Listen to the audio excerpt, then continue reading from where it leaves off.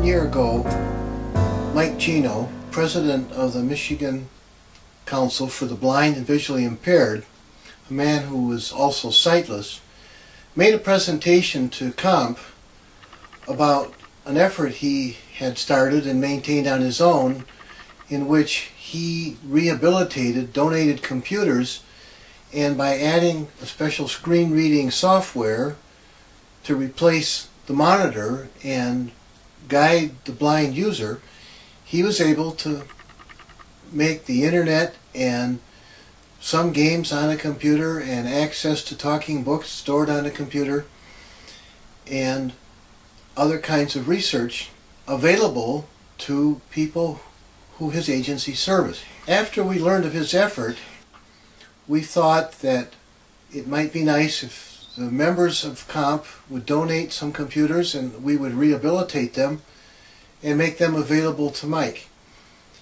He often uses an operating system from era of Win98, and many of our users had equipment of that age, and we started out with about 10 computers with the thought that if we got 10 done, we'd be really doing a good job. We had our first build session in February, and then a few weeks later a second one, and at that time we invited the Times-Herald, the local newspaper, to come and review our efforts. Okay, let me generate a powder. That's better. So, okay, let me sit down and format the page a little bit. It was like 70. To date now we have built about 50 computers. Mike has installed about 18 of them with people who his organization services. He is planning to set up a booth at a fair in Grand Rapids, Michigan later on this year, and to go there with a number of machines all set and ready to run, and to make them available to any blind or visually impaired user who is interested in learning the special software. The JAWS program that Mike installs a demo version of reads the screen to the blind user. We don't provide them with monitors.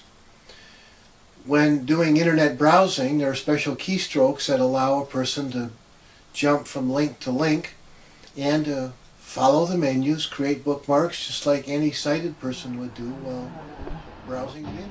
Not really. Compact makes a weird machine. Now I have some more RAM, PC66.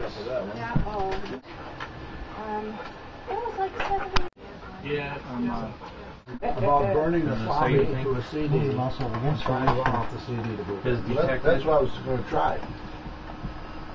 Our group has benefited from this in that a lot of our members who had never taken the cover off a computer are now comfortable in building one from the beginning stages until they've completed installation of an operating system. Our vice president, Norb Demel, had written step-by-step instructions for installation of the operating system and the updates and certain pieces of shareware that we've installed to make servicing that computer easy for us and to make some of these features available to the blind user. Okay. If anybody's sharp. I want to watch this. No. About burning the floppy to a CD. Okay. That was something. To drive the computer with the screen reader guiding it. We've completed our step, which saves Mike Geno a lot of time because he used to build these computers while being sightless. And until he had the JAWS program installed for himself, he had no idea what kind of screen messages the donated computer would be giving to him. So we've relieved him of the most difficult part of his burden, and he can now focus on installing the demonstration version of the JAWS software.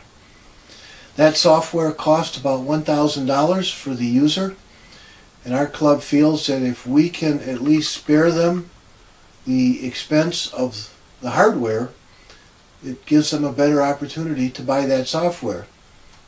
If they choose not to buy it, the demonstration version allows them to run the application JAWS for about a 40-minute period. and then the machine would have to be rebooted. Either way, it works out to a terrific benefit to the blind person. Our club feels very good about our efforts, and a lot of our members have learned a great deal from the building process.